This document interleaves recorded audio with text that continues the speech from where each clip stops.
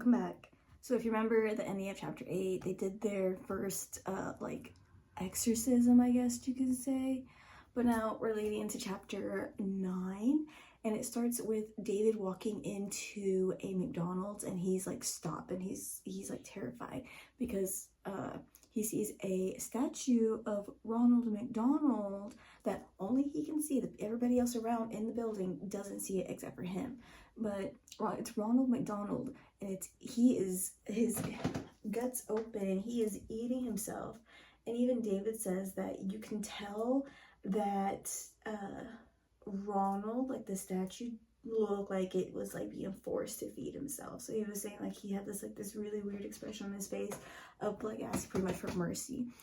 And not only that, but the McDonald's I'm loving it logo, it was changed, and it said McWongold shit lunch turd bam. So he calls up not Jennifer, he calls up John because him and Jen are still together, but she absolutely will not talk about anything about it at all. So John is pretty much the only person he has to talk to. David goes over to John's place, and when he gets there, he sees that John has 150 copies of Dr. Marconi's books. And David asked him, why do you have all these books? And John's response was like, they're free. So he had 150 copies. And not just that, but Dr. Marconi said that in the books, there might be something that would be able to help them. This, whatever it is, that's like getting into David's mind, because that's what they do. They mess with your mind. They're like making life like pretty much hell for him. And they start messing with his mind by like changing lyrics to songs, and they're like super racist. They make songs super racist. Not just that, but they mess with his taste and his smell. So like food does not taste or even smell good. Jen and David's relationship did not last. She ends up like leaving. Not just that, but like Molly also goes missing. So John calls David and he says, hey, you need to come out over here. They think they might have found Molly. And David does not want to go, but of course he ends up going. So when he gets there, they say that the house belongs to the weatherman. Throat was ripped out by a dog, and they look inside and they see Molly, and she is like levitating off the floor, and she has like blood on her face. And not just that, but there's also the neighbor named Chrissy, and she's just sitting on the couch, and she has not moved since they've got there. And then Molly explodes. So Molly goes missing, and she just exploded. So they go inside, and David sees that in the chunks of Molly, that there's a paw like hanging up, and there's like a symbol on the paw. And it's like wired in his brain at this point. John and him try to go talk to Chrissy, the neighbor, but she's completely unresponsive until John burns her with a cigarette, and then she's responsive. And then they try to ask her like, what, like, is your dog like messing with the occult? Like, what's up? Like, what happened? And she tells them that she tried to return the dog to the address, which is Jim's address. And since Jim is dead, it's Cucumber. She is the one that opened the door, and she pretty much told the lady, like, Chrissy, like, keep the dog. While she was walking back with the dog after trying to return the dog, the sportsman went to go pet Molly, and Molly just freaked out after that, and then that's where everything went down. And then John pretty much said, like, oh, I know what happened. There's shadow people around. At least there's one shadow person around. From there, David goes home, and he's watching the news. Danny, the sportsman, he ends up going on this big old, like, inappropriate rant. He ends up getting fired. And so David and John are like, okay, well, we need to go talk to him. We need to go figure out, like, what's going on. So they go up to the news place, and they're like, oh no, he already left. He left early. So they go to his apartment, and when they get there, they had just missed him. But they saw that there was a camera facing the couch, and so they it was like live feeding, so they rewinded it. They had saw like Danny sitting on the couch, like saying something, like talking to the camera, and it sounded like a one-sided conversation. And then they heard themselves outside the door. When they went inside, Danny was upside down on the ceiling, and he actually escaped that way. So they go running outside trying to see if they could catch up to him. David sees that he is getting completely covered with cockroaches, and then he also sees that his car is covered in cockroaches too. And then when he opens the door, he sees a pile of cockroaches just forming to build a human, and there's a human-shaped cockroach thing now that just pretty much takes. There's a lot of carjacking going on in this book. But anyways, that cockroach humanoid thing carjacks David's Hyundai. Chrissy comes out of nowhere, and they get in her car and they go chasing after this cockroach thing that just took David's car. And they get up next to it, and then John is hanging out the window, and David thinks that he's gonna pull some Fast and Furious stuff, but in reality he pees, and I guess the pee hits the cockroach person and he wrecks. John tells David, like, dude, I don't know how you're gonna explain this to the insurance. When they're looking at this wreck, Molly, the dog that exploded literally the evening before, she's there, and she's like perfectly intact. And then John's like, oh, she wants us to follow her. So they get in the car and they actually follow her. They follow her into this abandoned mall, and when they go in, they see a mutated deer, and they shoot this mutated deer, and then it dissolves, and it leaves behind like a box of shotgun casings, and then they see a crate, and then John opens the crate and there's shotguns in there. Like that's kind of convenient. I kind of have a theory that a little like a different sauced up version of them came back and like conveniently put those there for them to find, but that's just my theory. I could be wrong. And then the scene switches back to Arnie and him in this restaurant, and Arnie still just does not believe him, and he's like on the verge of leaving, and David gets in his car and he tells him that he saw this the symbol that was on Molly's paw.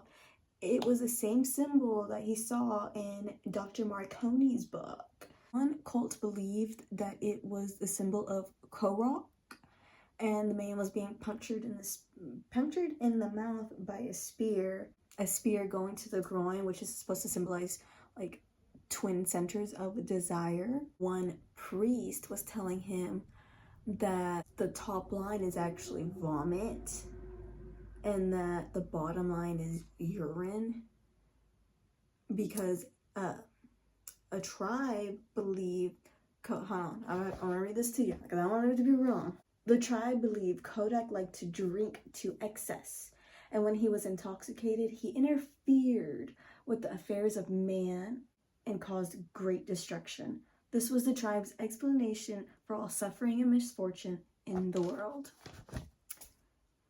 So he tells him that, and pretty much just says like, look, let me show you, so let's go to the mall. And again, like, I don't know what's up with everybody just agreeing to go to all these different adventures, but Arnie and him go to the mall. He takes him to the same mall that John, Chrissy, and David was at with the whole mutation of the mutated deer getting shot and everything. And then when they finally got the shotguns ready, they were attacked by wolves. And one of the wolves actually had a key inside of him. So like I think the same thing happened. They just started dissolving, and then all that was left was a key. And then after that, Danny pops out and he says they're coming back. He says he has control of himself every now and then, but it's getting harder and harder to get control back from them, like the shadow people. And he says whenever they come back, let them take his body and then shoot him, and then burn his body down, burn the mall down, and even burn down the town. And then after he says that, he kind of just knocks out, he just goes unconscious, and Chrissy just does not want to kill him. Turns out that they were porking. And as they're like looking around this mall, they see another like abstract painting that look similar, like the similar type of style that they saw in Robert's house. Think to themselves like, okay, well, Robert might have been living here. David gets possessed, but he tries to shoot John in the head, but he misses him. He just kind of like grazes him. While he's possessed, Chrissy goes to put a crucifix, like a cross necklace on him, and when she does, it leaves this possession thing, creature, whatever, leaves his body and it goes to her body. But apparently her body doesn't accept it, her body didn't take it, so it kind of like ended. John says that like she killed it, or like ended the curse or something. I don't know, that part's still kind of like blurry to me. I'm not really sure how she did it, but apparently she did. And so after that happened, they go back to Danny's apartment because he had left her a video. So she went to go back to go see it. So the chapter ends with David telling Arnie the story of the missing girl. And that's the ending of chapter 9, which leads us into chapter 10, the missing girl. After the whole like Wexley situation, David has like this awkward feeling that something is watching him through his TV. He believes it more whenever he sees like a reflection of the TV and there's like a distorted face looking back at him. So he calls John, and John goes over and they both kind of like curse at the TV, and even John like pulls out his like testicles and rubs it on the TV, but like that doesn't work apparently because David still felt like there was something watching him. One day when David gets done with like a double shift, he comes home, and the drawer that usually has his gun, it's open and his gun is missing, and he finds it in his hand. But he is now missing like 30 minutes worth of time. He doesn't understand like how. He sees that he has a voicemail from John, and John's saying like, hey, there's a bag of fat and you gotta come down here. David calls him, he's like, what is he talking about? Like a bag of fat?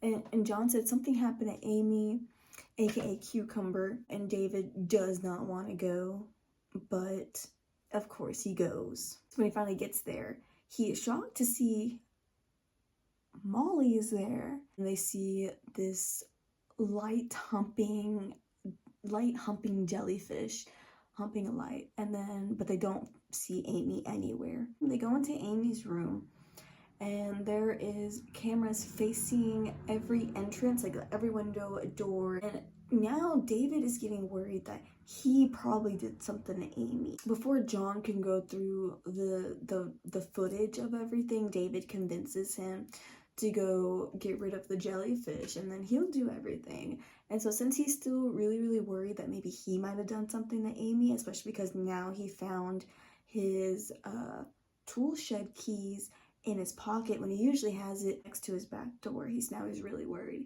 So he goes to your computer, he moves like the footage files, and he moves it to like somewhere like deep in the computer so that way he can go through it whenever he has the time. And after that he leaves. So on his way home, there's a crazy person in the backseat of his truck named North, and he attacks him with a slug.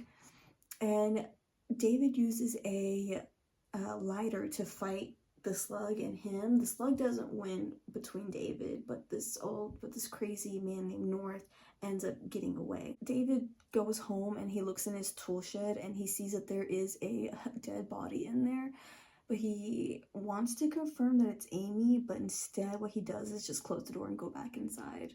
Chapter 11 is only one sentence.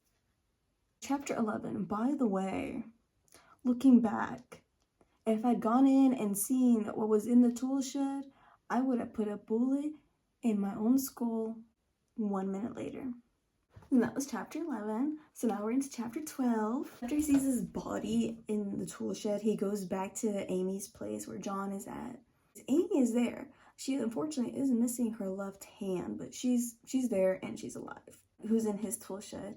And a part of me thinks maybe it's Jennifer Lopez. And even John asked him at some point, like, do you think it's Jennifer Lopez? But we don't know. Amy has told them that she is missing a lot of time. Like, she keeps, like, she just doesn't know what happened. And then she takes them down to the basement where they see a monster and they start, like, shooting it. and like using its own arm to attack it, and it turns out to be a sculpture that Jim actually made Amy share like all his sci-fi stories, mostly about like these alien women coming down and like forcing these guys to like impregnate them. That's what most of their stories were. And there's another story where like alternative worlds, and this one world is getting really close to this like that their world, and it's about to collide. And they talk to her for a bit, but he ends up going home. And when David gets home, he falls asleep and he wakes up to North, the crazy guy that was in his truck, is in his house and pretty much forces him to eat a spider.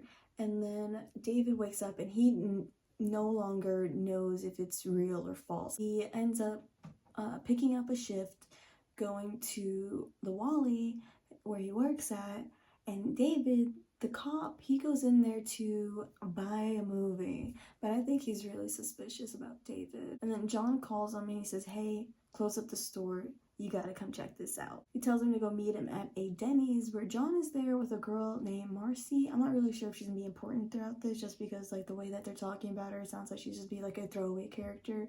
John passes David a note, and it made him just think like this is the end, like the end is coming. Yeah, so that is chapter 9, 10, 11, and 12. I'll see y'all later.